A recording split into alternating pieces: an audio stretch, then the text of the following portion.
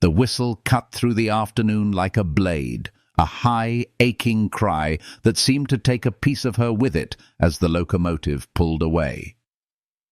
Eliza stood on the platform with a hand pressed to the worn canvas of her bag, as if the pressure alone could keep everything inside her from spilling out. Fear, hunger, those last stubborn threads of hope. The iron beast dragged its black rolling breath past the cottonwoods and into the pale distance. And then there was only the quiet of a town that wasn't hers, and a sky the color of pewter that swore the cold would arrive before night. She didn't move at first. Movement felt like a confession, an admission that the train would not come back, that no one on it would turn a contrite face toward the station and leap off shouting her name. She studied the empty rails instead, two narrow streaks of dull light vanishing into horizon and memory, and her throat closed on a thought she refused to name. Around her, Cedar Ridge collected itself from the brief excitement of arrival. Boots scuffed. A dog barked twice and lost interest. Someone coughed. A door banged down the street. The saloon, she guessed, by the shameless laughter spilling out, and a gust of wind shouldered through the platform and flung a handful of dried leaves against her skirts, as if the prairie itself had no use for them. "That the one?" a woman asked, not far behind, thinking herself quiet, because she stood close to a man. "Mail order, poor thing." "Looks like it," he answered, his voice not unkind, only tired, as if compassion were a luxury he couldn't afford to spend. "Ought to be laws." Eliza shifted her weight and summoned the lesson her mother had stitched into her bones. Stand tall, even when you are breaking. Dignity confuses cruelty. She lifted her chin until the bones aligned, loosened her grip on the bag, and breathed. The air tasted of iron and wood smoke and something older, the dry sage whisper that had haunted every mile west. She could leave the platform, she told herself. She could walk down the street and find the boarding house and bargain for a bed with the few coins hidden in the lining of her bag. She could ask the station master to hold her trunk. There was no trunk, of course. She had sold everything worth carrying to pay for the ticket, but the station master didn't know that. She could say any of a dozen things to make sense of herself in this place. Or she could sit down and vanish into the anonymity of the bench and be one more woman waiting for a man who never meant to come. James McKinnon had written his last letter on good paper, the ink careful but confident, stable as the hand of a man who could repair a broken fence with 2 nails and a promise. "I am not a fancy gentleman," he'd written. "I have a small holding, sound enough, and a decent team. There is work, but it is honest, and I will be kind to you if you will be kind to me. Mixed heritage no impediment." He had underlined that part twice, and the lines had steadied her in nights when the train car's sway seemed to shake her faith to lattice. She had folded the letter along its older creases and tucked it into the book she'd kept when everything else was gone. An Irish ballad book, her father's. The first page had his name pressed into it deep, as if he'd signed it with a nail. No impediment, James had said, as if love and respect could be legislated with pen strokes. She had believed him. She had imagined a man who might see the shape of her, the honesty of it, beside the fire in a winter house. She had constructed plank by plank, room by room, a life inside the letters, and now the train was a black dot in the west, and the house where that life might have lived was air. She glanced to the side, and the station-master caught her eye. He had the look of a man who had been standing in the same doorway for 30 years, watching the same human weather roll through. Goodbyes, wet-eyed and dry, reunions bright as coins, and stranded people pretending they weren't stranded. He didn't come toward her at once. He was a gentleman. He pretended to read the plank schedule nailed to the post, and when the pretense had lived its polite span, he strolled over and tipped his cap. "Miss," he said mildly. "Sir."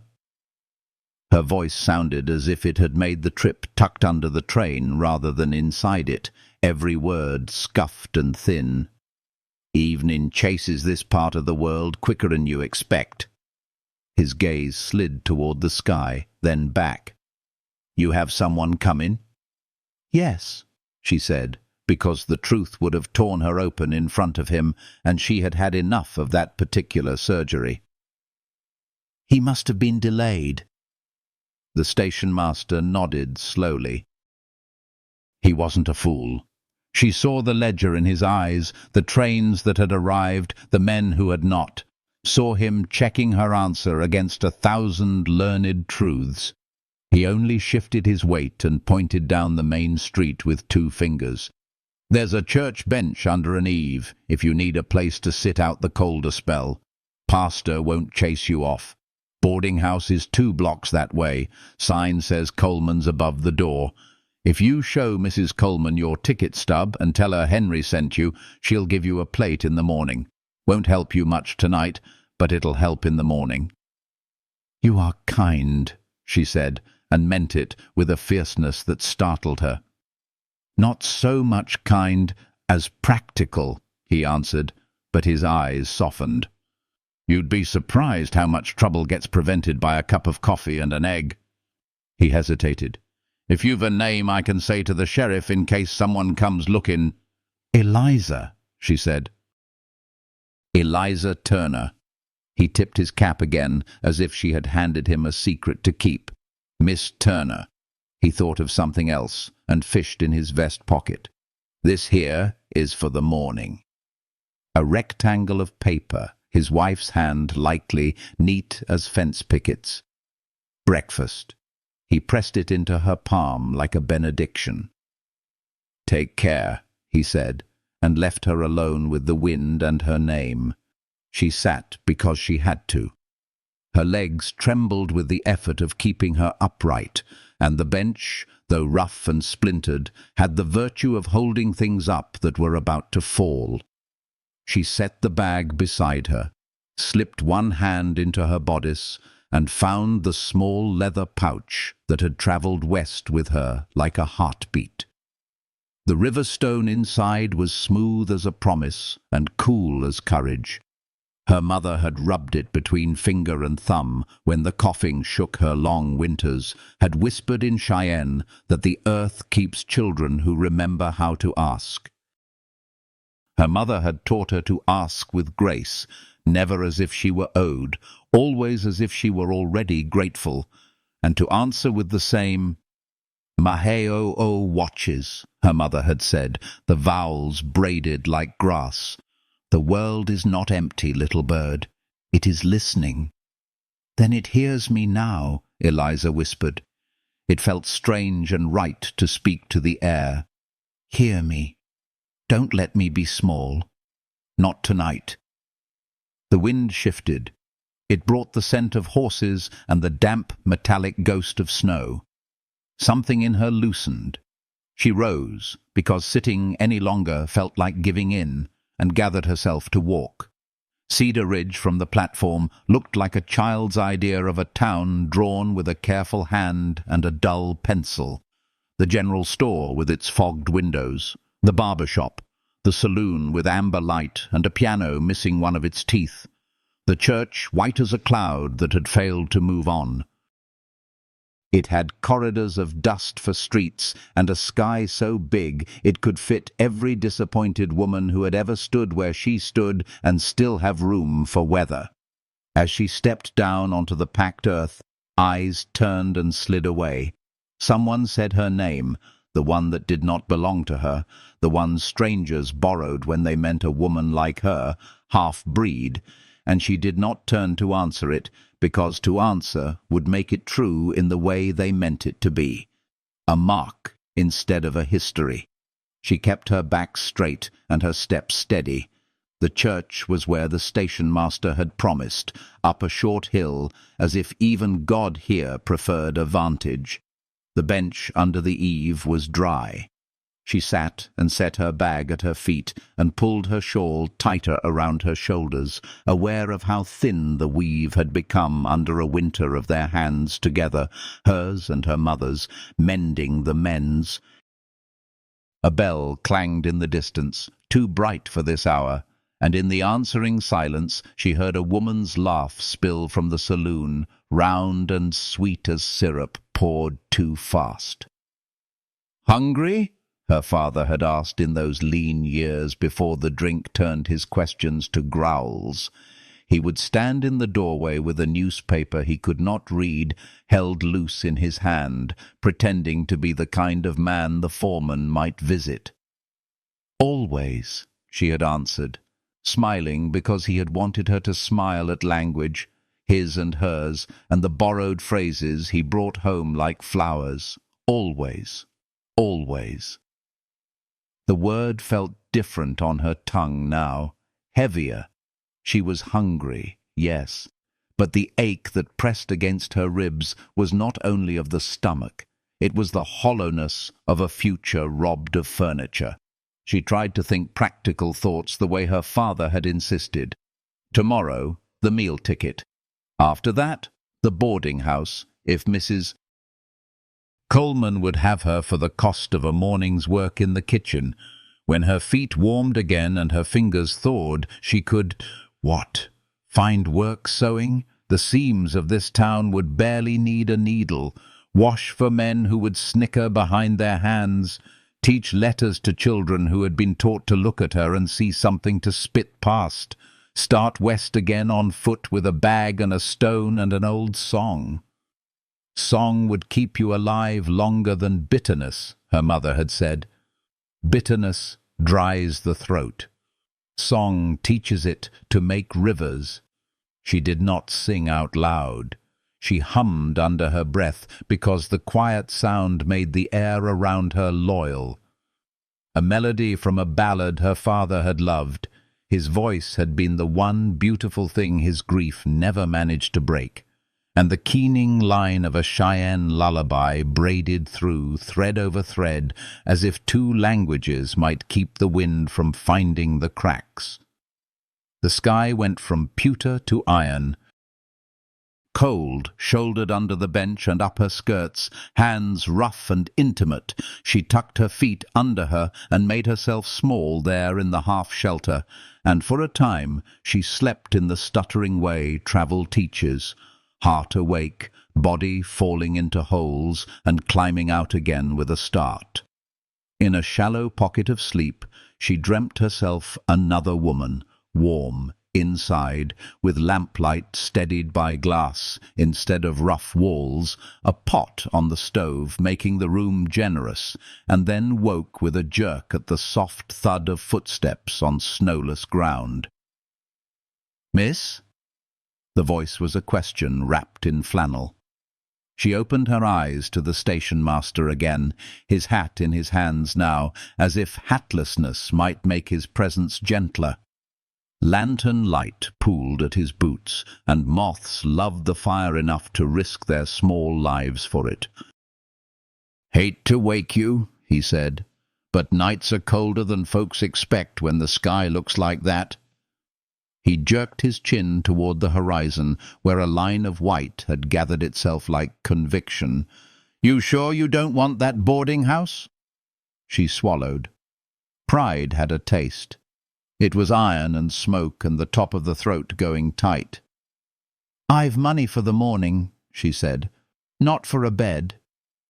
"Mrs. Coleman is more Christian than she lets on," he answered, half smiling. "She'd take a dish of washing for a night's heat. Come on." He didn't reach for her bag. He turned and made his lantern a small moon she could follow, and she, who had been a child of leaving since 13, rose because he had asked in the old way, the way one human asked another without shame. The street sounded different at night. The piano had become a single stubborn note, the laughter a murmur pressing itself against the slatted walls and sliding down, tired of the joke. The air tasted of snow now, and the coming weather had put a shine on the windows, as if even the glass were alert. They turned at the general store, past an alley that smelled of horses and secrets, and stopped before a 2-story facade with trim like a woman's collar, clean and modest. "Respectable lodgings," the painted sign said in letters straight enough to reassure widows and travelling preachers. He lifted the latch and ushered her into a vestibule full of lamplight and sighing wood. The heat made her shiver. The body only remembers itself in changes. A woman appeared at the end of the corridor, wiping her hands on her apron, her cheeks flushed by the kitchen, and a life of not being afraid of it. She saw Eliza, saw the hunger threaded through her, saw the field of pride she would have to cross to get from the door to the table, and she softened right in the eyes, the way some women do at the exact moment they choose to be a shelter. "Henry's brought you to me," she said, as if the sentence were a quilt. "Good." "Mrs. Coleman," Henry said, "Miss Turner'll pay for breakfast with that ticket I told you about, and I was thinking the spare bed might as well be warmer than air. She'll help with the washing come sun-up." "I prefer to work," Eliza said quickly, relief running through her so sudden it made her dizzy. "It's only not tonight," Mrs. Coleman interrupted, efficient kindness like a steady hand at the elbow. "Tonight we get you thawed and fed and under a quilt. Tomorrow you can scald your fingers in my wash-tub on account of your pride." Eliza laughed, the sound small and scandalous in her own ears. She hadn't laughed in days. It felt like a muscle slept on wrong, suddenly learning its purpose again. "Yes, ma'am." "Upstairs," Mrs. Coleman said, already turning, already knowing that if she kept Eliza following orders, the girl would be spared the indecency of being good and grateful in the hallway. The stairs creaked like reasonable shoes. The corridor held the honest smells of soap and wood smoke, and something sweet cooling, perhaps a cake promised to someone else. A door opened into a small room with a bed dressed in a blue quilt, no doubt pieced of every dress Mrs. Coleman had ever loved unlucky parts of. There was a porcelain basin, blue-flowered, a chipped mug on the bedside table, a washstand that had discovered it could be content away from the city of its making, and a view that insisted the prairie might be a sea in its own quiet fashion. "Water's warm," Mrs. Coleman said. "I'll bring you tea while you wash. Nothing to talk about till morning. If anyone asks your business, tell them I said it's mine tonight. There's a hook for your shawl. There's a Bible in the drawer, if you like company and can't bear people." She paused, then added softer, "You'll be all right. I've seen ships wrecked and refloated in this house. It can be done." When she left, Eliza stood very still. There are rooms that feel like mercy. She set her bag on the chair as if it might break and opened it, not because she needed anything in it, but because the motion proved something, that she had arrived somewhere, that arriving did not always mean being refused at a door. She drew out the ballad book and laid it on the table with the mug as if old songs were a kind of bread. She untied the pouch and set the riverstone beside the book. The objects were small, and together they made a sort of altar, ink and river, father and mother, words and the ground they stand on. Steam lifted from the basin like blessing. She washed slowly, the way a person who has been cold for a very long time learns to receive heat, the way you sip water when you are beyond thirsty, the way you let the body trust what it is given only in gentle increments. Dirt streaked the water and then dissolved. She rebraided her hair while it dried, fingers working of their own accord down the long sadness of it. Her mother's hands had been quick and exact at this task. Her father's had been too big, tender, and terrible, and he had always apologized to her scalp after, a grown man begging pardon of hair. "Thank you," she whispered to the empty room, and to the women whose names she did not know, and to the station master, and to the stone, and to whatever in the world had conspired to find her a bed. Gratitude astonished her with its ferocity. It made people in books fall to their knees. She was too tired for kneeling. She turned down the quilt instead and climbed under it, and the weight of it felt like a conversation she had been waiting to have. Mrs. Coleman brought tea and set it on the table with a small plate of buttered bread, as if to say, "I will not announce what you need. I will simply place it within reach." Eliza ate without ravening, because speed is a kind of fear, and she had fed herself fear enough for one day. The tea warmed her all the way to the bone, and when the last mouthful slid down, she felt the tight fist in her chest unclench enough to admit breath and a little of whatever hope is made of. She lay back and stared at the ceiling where someone long ago had drawn a tiny star in pencil in the plaster, perhaps to stand in for the ones the roof kept out. She smiled at the idea of it and closed her eyes. Sleep came like a door that had waited all day to be kind. She fell through it. In the night, snow arrived without argument. It pressed its face to the window and watched her breathe. It smoothed the ruts of the street and the roughness of the alley and the tracks she had left between church and boarding house. The town woke into a white that pretended innocence and failed to entirely convince. Somewhere a rooster crowed, far too proud for winter. Somewhere a woman hummed a hymn while she scraped a pan. Somewhere the station master told his wife there had been another one.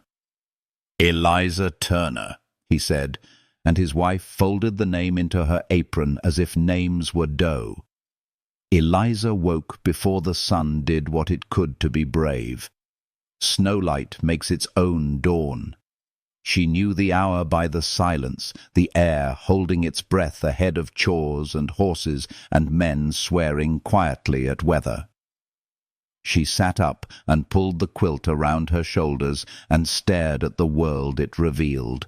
A white so clean it made her toes ache to step into it. A sky gone from iron to pearl. She felt both inside and outside of herself, as if the girl under the quilt had not yet been introduced to the woman who would open the door and put her feet on a new day. This, she thought, was the truth no letter could promise. The way the world kept going, the way mornings arrived regardless, the way hunger and shame and the small, stubborn grit of faith all got up together and went downstairs.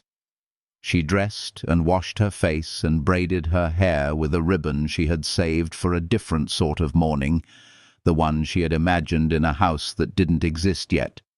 And when she stood, the mirror on the washstand showed her a woman with a straight back and a mouth that remembered how to be gentle to itself. The kitchen was a bright clatter.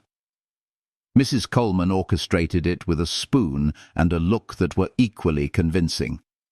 A boy chopped kindling in the back hall.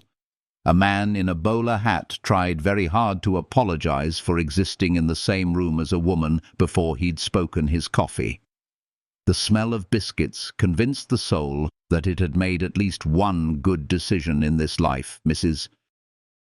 Coleman saw Eliza, nodded to the sink with a jerk of her chin, and Eliza slipped into the rhythm of hot water and rinsing, as if she had been practicing for this moment her whole road west.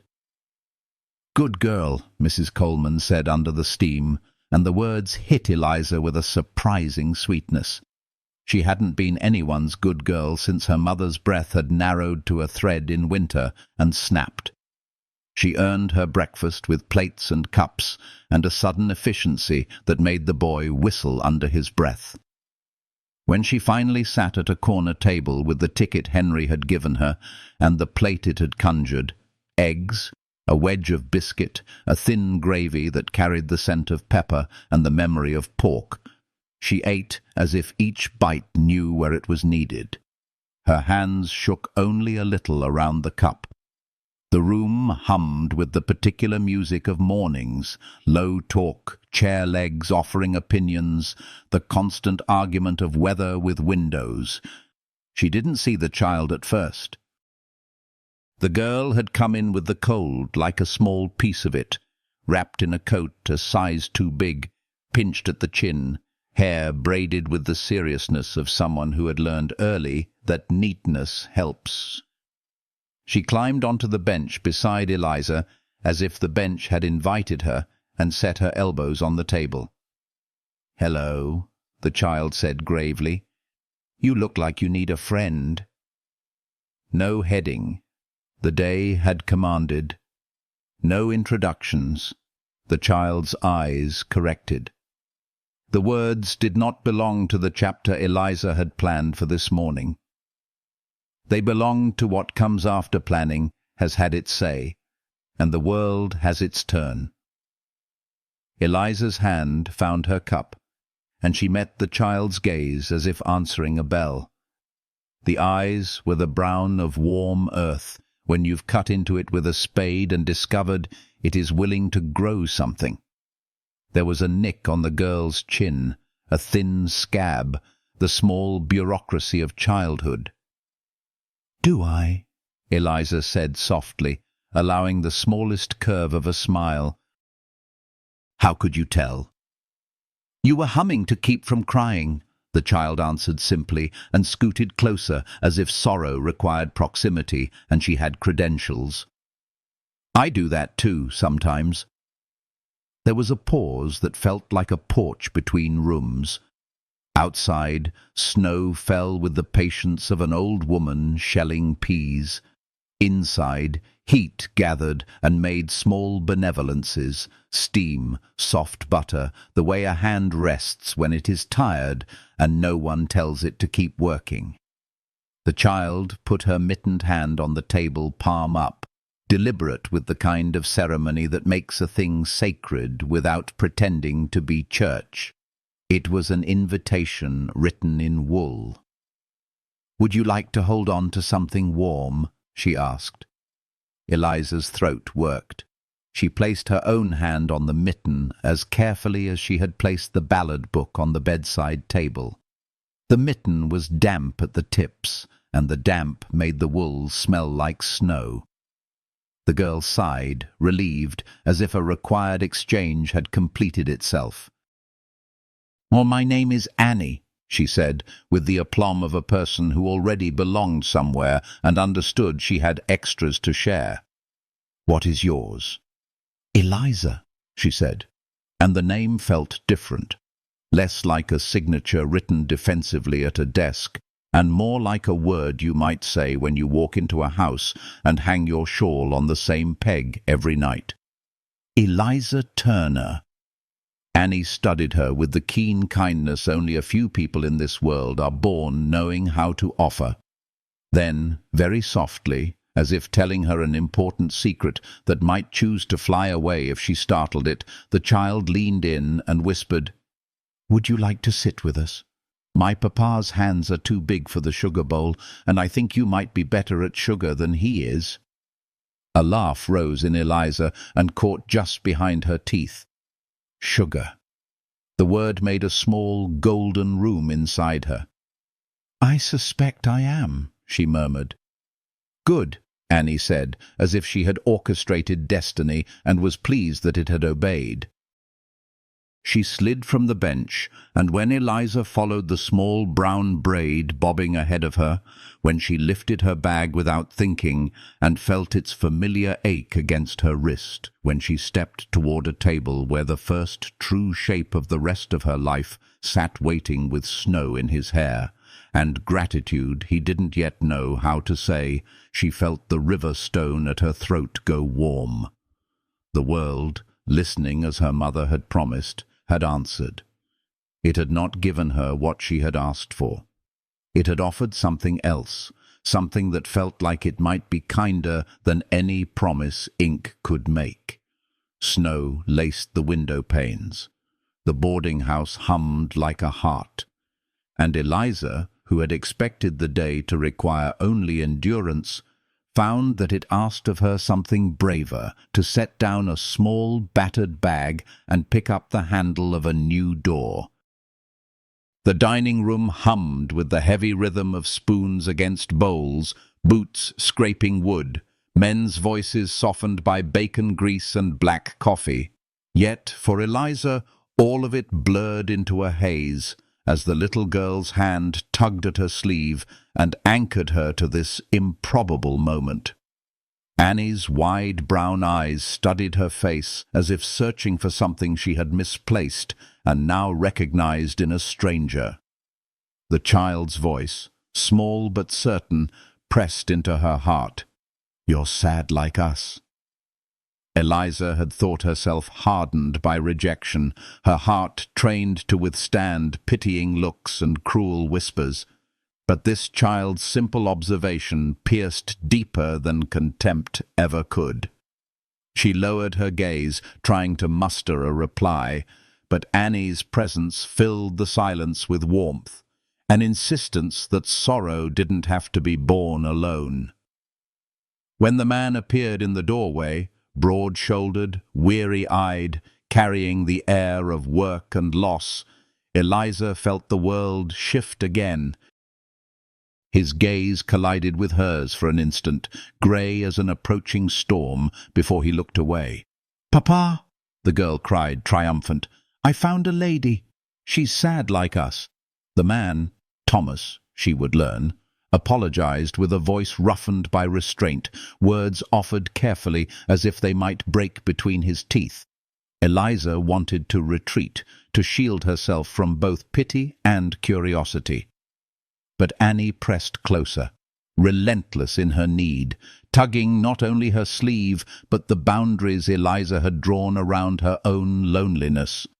When the child whispered, "Maybe she could be my mamma," Eliza's breath caught.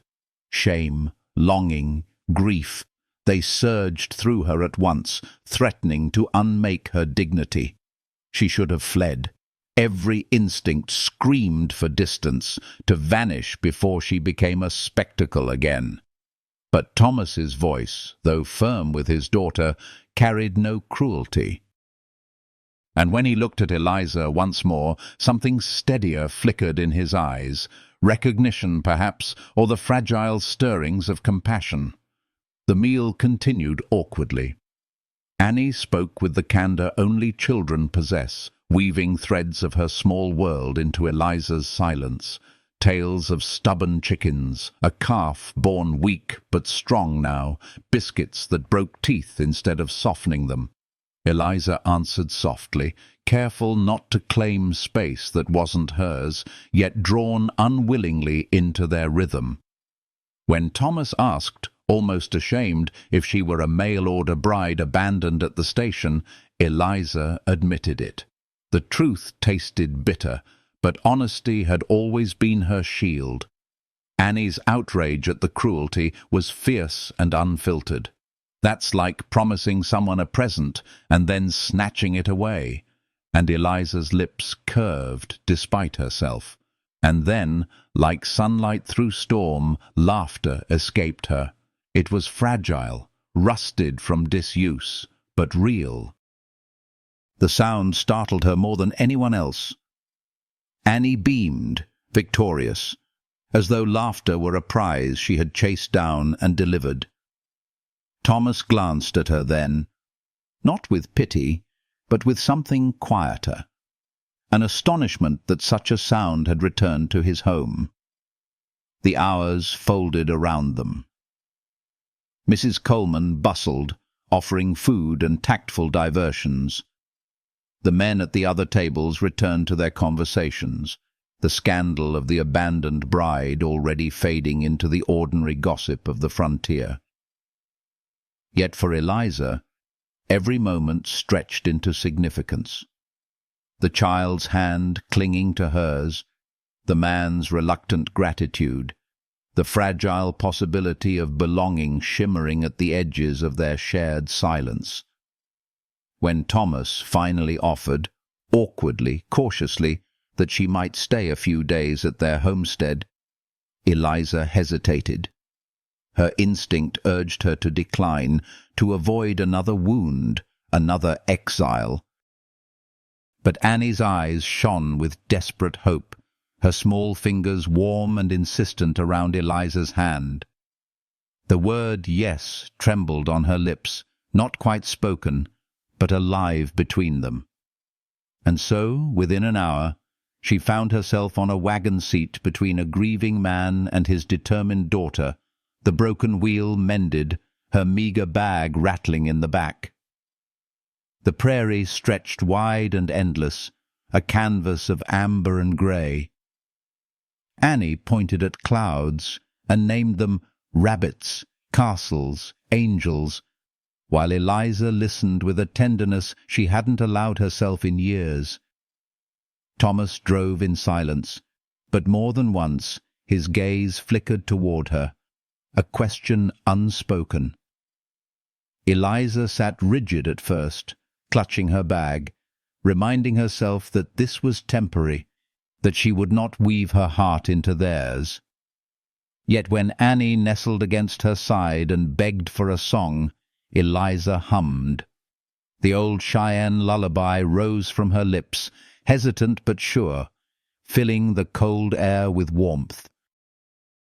Thomas's hands tightened on the reins, his profile etched against the fading light, as if the melody had stirred something he hadn't dared to feel since his wife's passing. By the time the homestead came into view, a modest house crouched in the valley, smoke curling from its chimney, mountains looming beyond, Eliza's defenses had begun to falter. This was not her home. She reminded herself fiercely. She was a guest, a stranger, a stopgap for a child's longing. Yet when Annie declared firmly, "It's our home now," and Thomas did not correct her, Eliza felt the smallest seed of possibility take root in her chest. That night, as she stood in a room once belonging to another woman, Sarah, whose presence lingered in photographs and unfinished quilts, Eliza trembled. She had stepped into a life broken by grief, into a house filled with echoes of laughter and love that once had been. She should have feared it, should have fled before she became a ghost, haunting another man's memories. But when Annie tugged her hand once more, insistent to show her every corner of the home, and when Thomas, awkward but gentle, thanked her for her kindness, Eliza felt something she hadn't dared to believe in for years, the faint stirring of belonging. The prairie wind howled outside, carrying with it the scent of snow and distance. But inside that small house, surrounded by grief and tentative hope, Eliza allowed herself, just for a moment, to imagine that she might not be entirely alone. The November wind arrived with a howl that seemed to rattle the small panes of glass in their frames, a wild chorus that reminded Eliza of the train whistle that had carried her into this place of uncertainty. 3 weeks had passed since that day at the station, and already the rhythm of her life had shifted, binding itself, tentatively but unmistakably, to the house in the valley, to the girl who shadowed her every step, and to the man who moved about with a weariness that was both physical and invisible. Each dawn began the same. Eliza rose before the others, coaxed the fire back to life from the embers, and filled the stove with the promise of warmth. She would braid her hair quickly, tie her apron, and prepare biscuits that Annie declared were real ones, not rock-hard like Papa's. The pride in the child's voice made Eliza's chest ache in a way that frightened her, for pride led to attachment, and attachment had always led her to heartbreak. Thomas, true to his nature, kept his distance. He ate the meals she prepared with quiet gratitude, nodding his thanks, but seldom spoke more than a few words before heading out to the cattle or the fence lines. His silence was not coldness. She could feel the difference. It was more the silence of a man who carried grief like a stone in his pocket, always there, always weighing him down, even when his hands were busy with other tasks. Annie, on the other hand, was relentless. She hovered at Eliza's elbow, as if afraid she might vanish like the other women who had come before. She followed her into the garden, where the frost had claimed most of the herbs, asking question after question about every leaf and stem. She perched on the edge of the bed in the sewing room at night, eyes wide with curiosity as Eliza threaded needles and tried to make sense of Sarah's unfinished quilt. It was Annie's laughter that filled the house now, the quick, bubbling sound of a child rediscovering joy. Eliza caught Thomas listening sometimes from the doorway, his arms crossed, his expression unreadable. Perhaps it pained him to hear the sound without Sarah there to share it. Perhaps it healed him a little too. One evening after supper, when the dishes had been washed, and Annie had begged for just one more story before bed, Eliza lingered by the fire. Thomas sat across from her, his chair angled slightly toward the hearth, his gaze fixed on the flames. For a long time, only the crackle of burning wood spoke between them. "Why did you come?" he asked at last, his voice rough, as if the question had been pressing against his throat for days. Eliza folded her hands in her lap. She had been asked this question before, by strangers, by men who had judged her the moment she stepped off a train. But from Thomas, the words carried no accusation. They were an attempt to understand. "I wanted a home," she admitted softly. "I wanted to belong somewhere. To someone." The firelight flickered across his face, catching the hard planes of his cheekbones, the shadow of stubble along his jaw. "And the men before?" "They saw what they wanted in letters. Then they saw me." She gave a small, humorless laugh. "The two never matched." Thomas's grey eyes lifted, meeting hers across the fire. For a moment she thought he might ask about her heritage, about the colour of her skin, the shape of her cheekbones. But he only said, "Their loss." She blinked, startled. No man had ever spoken those words to her. Not even her father, who had loved her mother deeply, but had never known how to shield his daughter from the cruelty of others. Silence stretched again, but it was gentler now. Eliza rose, smoothing her skirts. "I should check on Annie." At the ladder to the loft, she paused. Annie was already asleep, her small hand curled around the rag doll Eliza had mended for her. The child's breathing was soft and even, a lullaby of its own. Eliza brushed a kiss across her forehead before retreating to the sewing room. That night, lying beneath Sarah's unfinished quilt, Eliza allowed herself to wonder, dangerous though it was, whether this fragile peace could last. Days passed into a rhythm of small labours and quiet companionship. Eliza taught Annie her letters at the kitchen table, guiding her hand as she formed crooked lines on the slate. She mended Thomas's shirts, the needle slipping in and out of the fabric with a steady rhythm that soothed her. She tried to coax life from the neglected garden, though the earth was stubborn and the frost unforgiving. And then, One false summer evening, when the air turned unexpectedly warm, and Annie begged to play outside after supper, everything changed. Eliza washed dishes at the sink, her gaze drifting to the window where Annie chased fireflies across the yard, her laughter ringing through the dusk.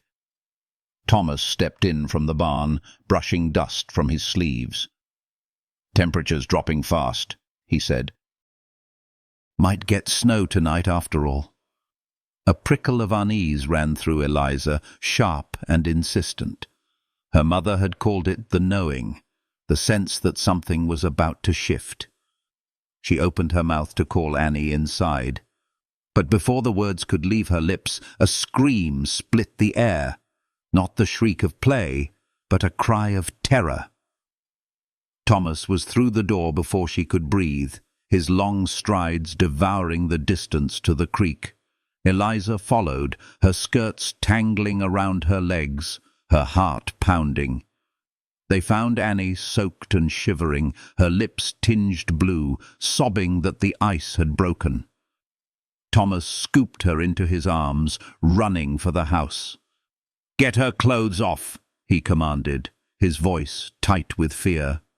Eliza's hands were steady as she stripped the sodden dress from the child's trembling body, wrapping her in blankets, rubbing her arms and legs to restore circulation. "Not too hot," she ordered when Thomas stoked the fire with frantic urgency. Gradual warmth. Too fast can harm her.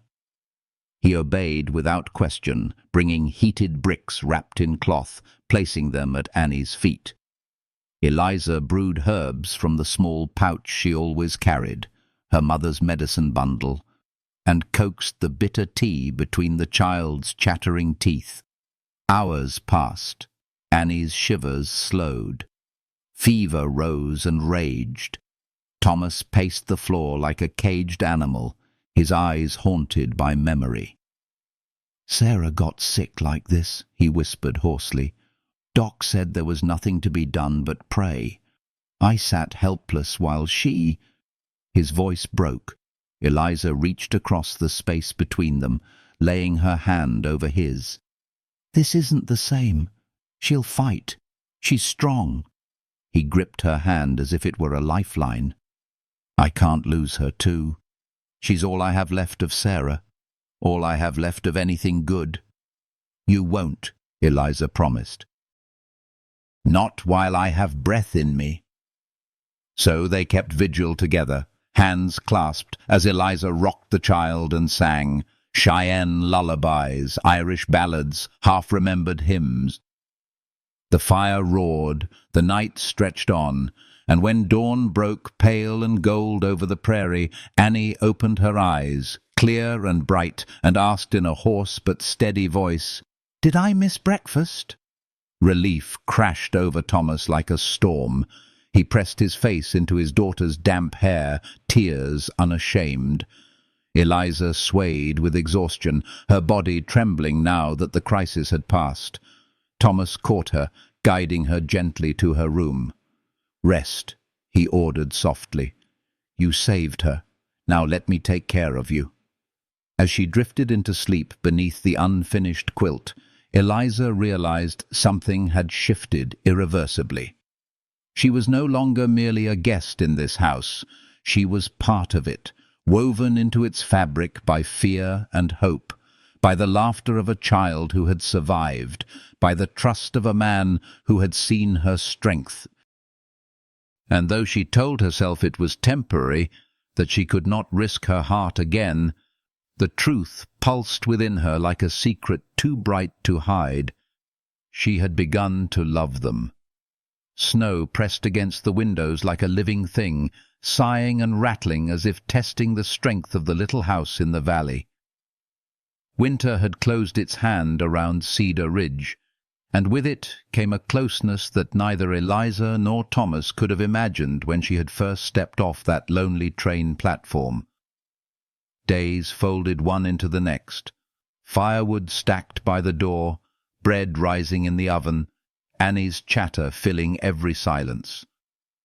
It might have been an ordinary winter, except for the way every glance, every brush of hands, every stolen moment by the hearth carried a weight that could no longer be ignored. Annie, irrepressible as ever, sensed what her father would not speak aloud. She watched Eliza with the solemnity of a judge and the mischief of a child who knew she held power. "She makes real biscuits, Papa. She braids my hair without pulling. She sings songs so the dark isn't so scary. Isn't that what mamas do?" Thomas would hush her gently, his eyes shadowed, but Eliza saw the truth in them. The child was right. Without intention, without ceremony, she had become the heartbeat of their days. Yet shadows lingered. Thomas still carried his grief like a second skin. At night, Eliza often woke to the sound of him pacing the floor, the groan of the old chair as he settled into it, rather than the bed that had once been Sarah's. She longed to tell him he was not betraying his late wife by allowing himself peace, that memory and love were not diminished by the living, but she held her tongue. Some truths had to ripen in silence. Then came the wolf. It was a morning heavy with new snow, the kind that sparkled like 1,000 diamonds scattered across the earth. Annie begged to go outside, bundled in layers, her cheeks bright with excitement. Eliza watched from the window as the child built her snow family, 2 lopsided figures, one tall, one small, her laughter rising in the crisp air. The scene was so ordinary, so tender, that Eliza's guard slipped, until the cry shattered everything. She was out the door before thought could catch her. The wolf stood between Annie and the house, its yellow eyes sharp with hunger, its body lean with the cruelty of winter. Annie pressed herself against the chicken coop, her small form rigid with terror. The rifle was inside, too far, and Thomas was still in the barn. Eliza's breath caught, but her feet moved forward. "Do not show fear," her mother's voice whispered across memory. "Predators smell it first." She stepped into the snow, each crunch of her boots deliberate, her chin lifted. She began to hum, low and steady, the song of boundaries, the one her mother had taught her to remind the wild things that humans too carried power. The wolf's ears flicked. Its head tilted, uncertain. Eliza's heart hammered, but she did not falter. "You cannot have her," she said in Cheyenne, the syllables falling from her lips like a prayer. "She is mine to protect." Behind her, Annie whimpered. Eliza did not turn. Her body was a shield, her voice a tether between worlds. Step by step, she closed the distance until she could feel the heat of the animal's breath, clouding the air. Then, softly, she raised her arms, her hum deepening into a growl. For a moment, predator and protector stared at one another, the air between them taut as a bowstring. And then, slowly, the wolf stepped back. Another step. Then it turned, its body melting into the white wilderness until only paw prints remained. Eliza's knees buckled, but before she fell, Thomas was there. He had seen from the barn, had run too late to help, but in time to witness. His arms closed around her, fierce and trembling. "God Almighty!" he rasped, pressing his face to her hair. "You walked right up to it. You could have—" His voice broke. "Don't you ever risk yourself like that again." "I had to," she whispered, teeth chattering as shock set in. "She's mine to protect." Something in those words lodged between them, alive and undeniable. Thomas looked at her, really looked, and in his eyes was not only fear, but reverence. gratitude, and something more, something that burned through the frost that had wrapped his soul for 2 long years. That night, after Annie had been tucked safely into her loft, after the fire had burned low, Thomas sat beside Eliza in the quiet. His voice was hoarse, but steady. "I've been a coward," he said, "letting you stay here, half guest, half family, afraid to ask for more, because I thought I'd lose again. But today—" He stopped, swallowed. "Today I saw what love looks like. It's not words in a letter or promises in the dark. It's standing between danger and what matters most." "And you did that."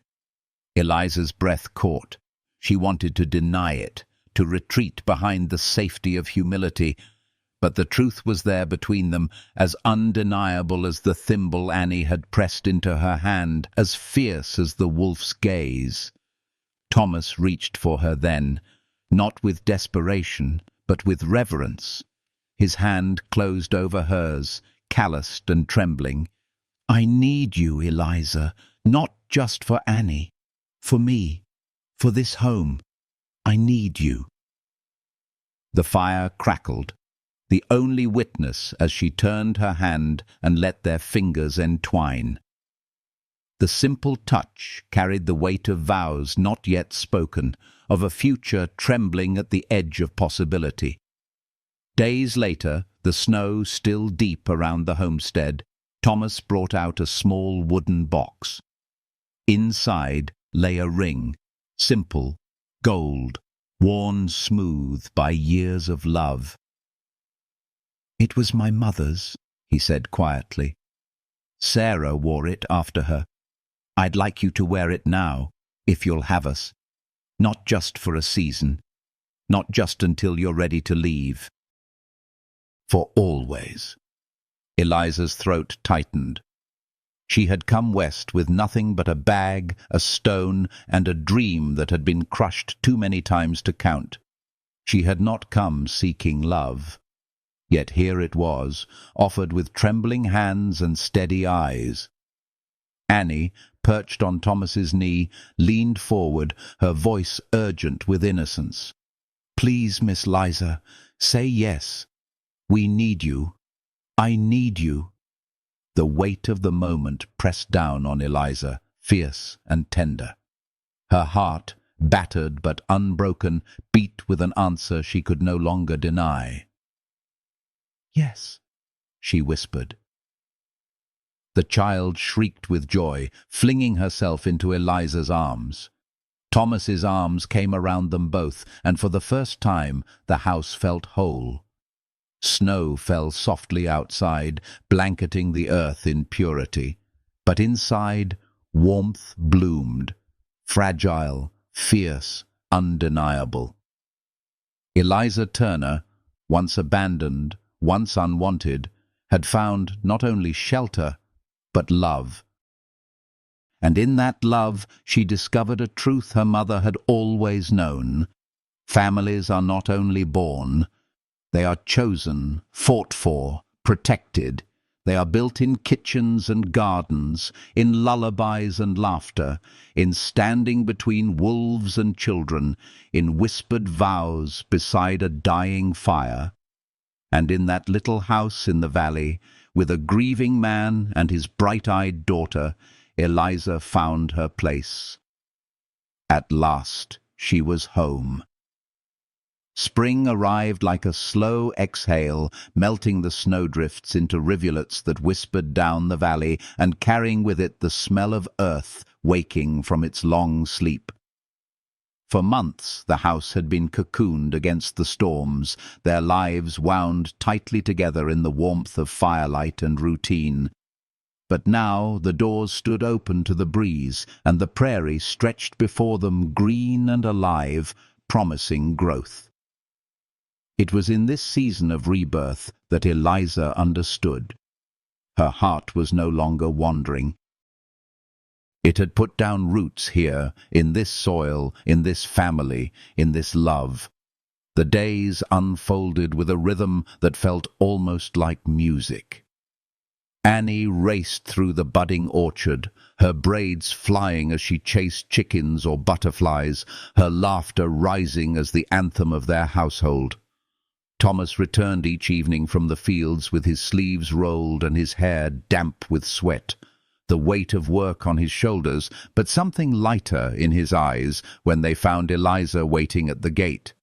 She would lift a hand in greeting, and though words passed between them only sparingly, everything essential was spoken in that look.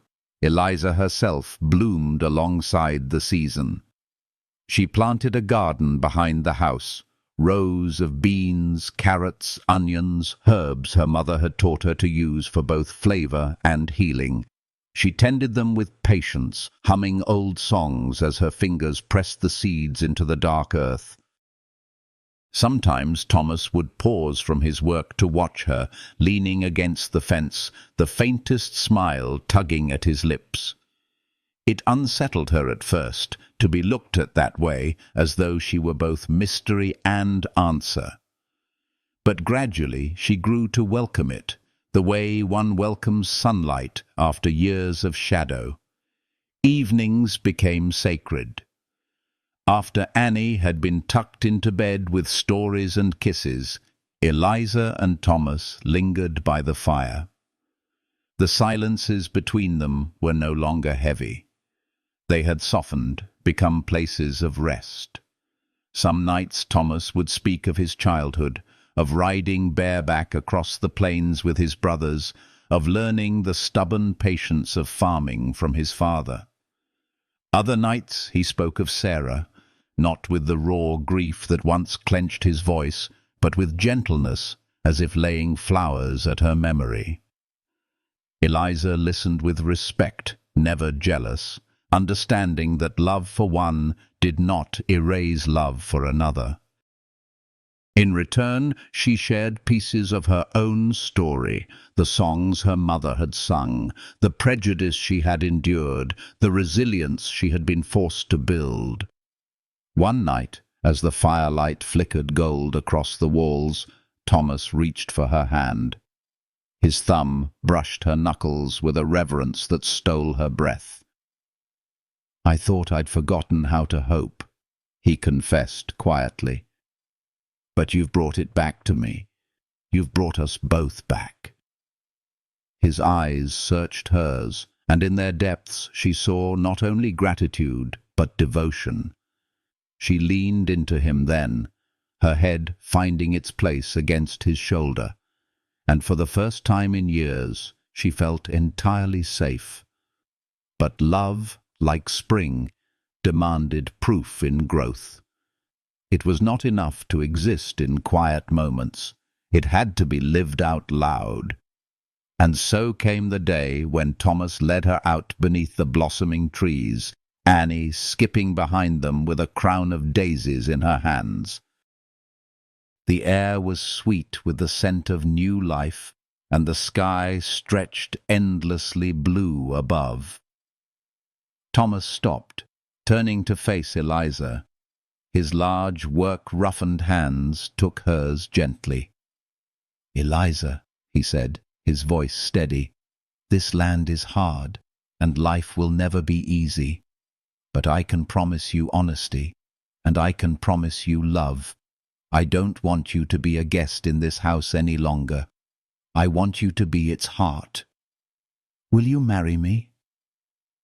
The words hung in the air, trembling with weight. Eliza's throat tightened as tears pricked her eyes. She thought of the girl who had arrived at the station with nothing but a bag and a stone, abandoned and unwanted.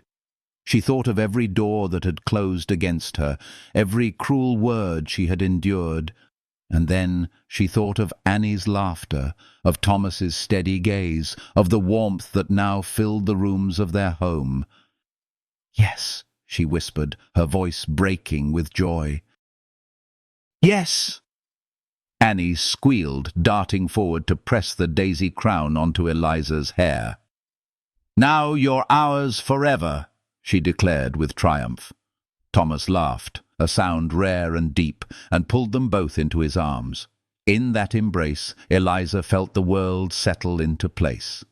The wedding was simple, held in the small white church at the edge of town. Mrs. Coleman wept openly, declaring she had known from the first that Eliza was meant to belong. The station master and his wife brought bread and jam as gifts, saying quietly that it was good to see a story begin where once it had almost ended. The vows were spoken not in grandeur, but in truth, and when Thomas slid the gold ring onto her finger, Eliza felt the weight of generations, the women who had worn it before her, the promise that it carried into the future. Life after that did not suddenly turn perfect. There were fences to mend, storms to weather, and debts to pay. There were nights when exhaustion left them wordless, and mornings when worry threatened to sour the day. But through it all, there was companionship. There was love that proved itself in small, unyielding ways. Thomas rising early to bring in wood so Eliza's hands stayed warm, Eliza stitching his shirts so he carried her care into the fields, Annie climbing into their bed during thunderstorms, safe between them. And there were moments of quiet wonder, too. Like the evening when Thomas returned from the fields to find Eliza singing to Annie on the porch, her voice carrying over the twilight, and he stood silently in the yard, overcome by gratitude. Or the morning when Eliza woke to the weight of his arm around her, his breath steady against her hair, and realized with a fierce certainty that she was no longer alone in the world. Seasons turned, the garden flourished. Annie grew taller, her letters straighter, her laughter brighter. And through it all, the bond between Eliza and Thomas deepened, rooted not in desperation, but in choice. They had chosen each other, day after day, trial after trial. On a summer evening, long after the fields had been harvested and the supper dishes cleared, Eliza sat on the porch with Thomas beside her, Annie chasing fireflies in the yard. The sky burned with stars, vast and endless.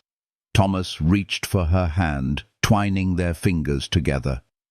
"I used to think home was just this land," he murmured. "But I see now, it's you. It's us." Eliza leaned her head against his shoulder, her heart swelling with quiet joy. "Home," she whispered, tasting the word as if for the first time. And in that moment, beneath the prairie sky, she knew with unshakable certainty that she had found what she had always sought. Not just a place, not just survival, but love. And it would endure. Through winters and storms, through trials yet unseen, through all the turning of years, it would endure. Because love, once chosen, is a home no darkness can take away.